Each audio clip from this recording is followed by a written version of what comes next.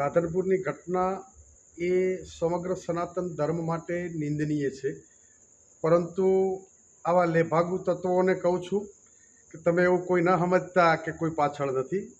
સમગ્ર સનાતન ધર્મનો સમાજ છે. અમારે માલધારી સમાજ એ રત્ના રાયકાનો વારસદાર છે.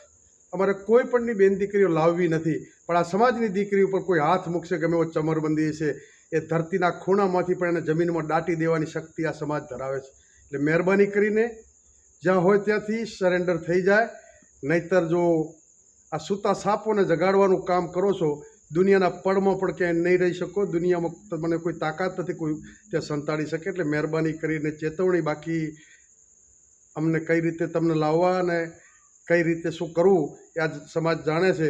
અમારે કાયદા વિરુદ્ધ ક્યાંય ના કરવું પડે, પરંતુ ઘણી બાબતો સામાજિક પરંપરા રીત રિવાજ હોય છે, ત્યાં કાયદો કામ નથી કરતો.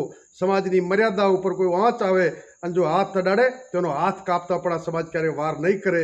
એટલે મહેરબાની કરી અને તરત પ્રશાસનને બધા સમજી જાય ને તેના પરિણામો ખરાબ આવશે. એની જવાબદારી જે તે વ્યક્તિ અને એમના વડીલોની રહેશે.